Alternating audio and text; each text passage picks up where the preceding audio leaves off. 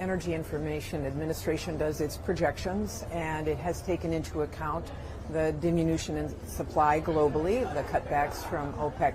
But we're also seeing the projection that we are going to, in the United States, we'll get to about 12.5 million barrels per day, which is a record, a little bit over that perhaps, 12.56. So we expect that we'll still... For 2023 or 24? For 2023, and then even more in 2024. So I think that we feel like there's been a stabilization, and that the production in the United States has kept pace.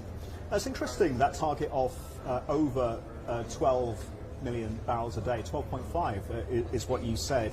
How challenging is that, given the refining and the inventory constraints, and is that target at risk, perhaps? Well, of course, it's all private sector driven, and they, the folks who look at this very carefully believe that despite some recent cutbacks in rigs, that the projection is that there will be an uptick in investment, and perhaps that's inflationary, but perhaps it's also because they see the benefit now of being able to do that investment to help stabilize what is happening globally. Pioneer CEO Scott Sheffield recently said that we could see $90 a barrel of oil. We're not too far away from that. We're around in the early 80s right now. Is there an upside risk, Madam Secretary, to oil prices? There's no doubt that this is a volatile environment, and there is plenty of embedded risk.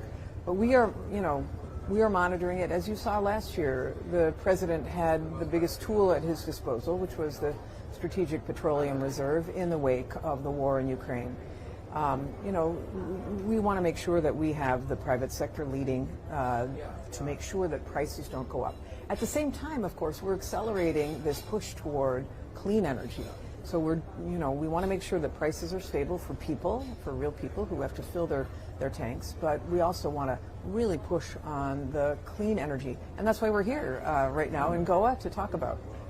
And I do want to talk about the transition, but in the here and now, when you look at the external picture, do you feel that the war risk premium in the oil market may be returning, given what is happening? It's possible. With Ukraine? We are watching it. I mean, it's more of an art than a science, what is happening. There's a lot of emotion in these markets, and so we have deep concern about trajectories of where things are headed. But we also feel confident that what we know about what has been stated publicly in terms of investment, that we will see increased supply, and therefore hopefully settling down of the price. Hi, I'm Emily Tan, and thanks for watching CNBC. You can check out more of our videos by clicking on the boxes on the screen, and don't forget to subscribe to the channel for more. Thanks for watching.